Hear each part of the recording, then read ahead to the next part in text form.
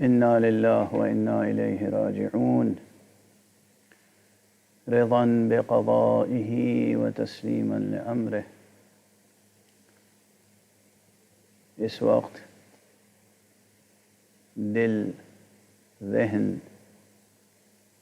اور پورا وجود اشکبار ہے،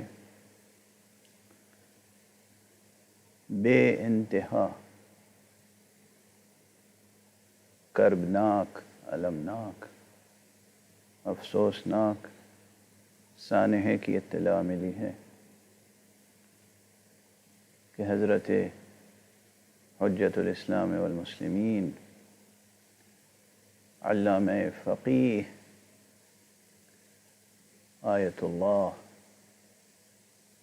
شیخ محسن علی نجفی اب اس دنیا میں نہیں رہے۔ پروردگار ان کے درجات کو بلند فرمائے اور ان کے فرزند ارجمند برادر عزیز جناب حجت الاسلام والمسلمین علامہ شیخ انور علی نجفی اور ان کے تمام برادران و خواہران کو صبر جمیل اور اجر جزیل کرامت فرمائے۔ حدیث ہے، مشہور حدیث ہے، اکثر علماء کے انتقال پر اس حدیث کو بیان کیا جاتا ہے، لیکن اس وقت اس عالم بزرگوار، اس فقیہ بزرگوار، اس علامہ نامدار، اس مؤمن فقیہ والا اعتبار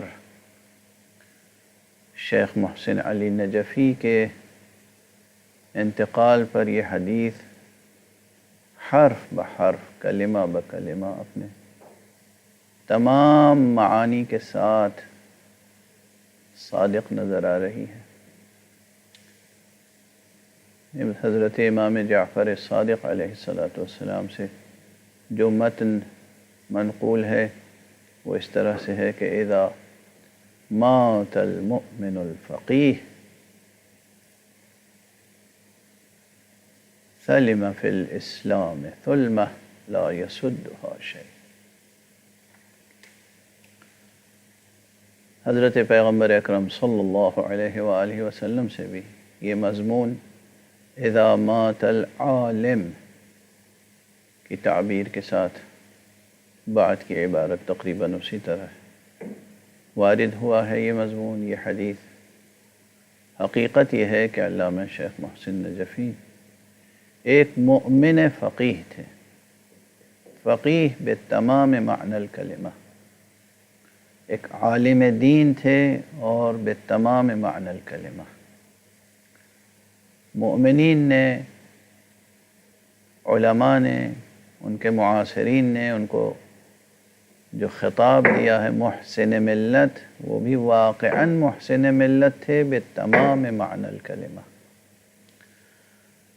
ان کا علم، ان کا عمل، ان کا تقوی، ان کی خدمتیں ہمیشہ یادگار رہیں گی۔ ان کی فکر سے اور ان کی تدبیروں سے نہ جانے کتنے گھروں میں علم و عمل کے چراغ روشن ہوئے ہیں، کتنے ادارے، کتنے مؤسسے، جامعہ اہل بیت، الکوثر یونیورسٹی، جابر ابن حیان ٹرسٹ اور نہ جانے کتنے مؤسسات، دانشگاہیں، دانشکدے، مکاتب، مدارس، کتنے بیوت انہوں نے مدارس میں تبدیل کر دیے، کتنی نسلوں پر ان کا احسان ہے۔ میں دل کی تمام تر گہرائیوں سے ان کے اس سانحہ ارتحال پر سب سے پہلے تو حضرت ولی عصر عجل اللہ تعالی فرجہ الشریف کی بارگاہ میں تعزیت و تسلیت پیش کرتا ہوں، اور پھر تمام مراجع عظام خصوصاً حضرت آیت اللہ العظمیٰ سید علی حسینی سیستانی حفظہ اللہ اور حضرت آیت اللہ العظمیٰ ولی فقیہ مقام اعظم رہبر انقلاب اسلامی حضرت آیت اللہ خامنئی دامت برکاتہ اور خود ان کے گھرانے کے تمام سوگوار افراد کو تعزیت پیش کرتا ہوں، تسلیت پیش کرتا ہوں۔ کیا خوش قسمت تھے وہ کہ جتنے اسباب تھے ان اسباب میں سے کہ جو باقی رہنے والے ہمیشہ خیر جاری، ثواب جاریہ، وہ تمام اسباب ان کی زندگی میں فراہم ہو گئے تھے۔ مدارس قائم کیے، کتابیں تحریر فرمائیں، جتنے بیٹے ہیں سب خدمت دین میں مصروف، جتنی بیٹیاں ہیں سب خدمت دین میں مصروف۔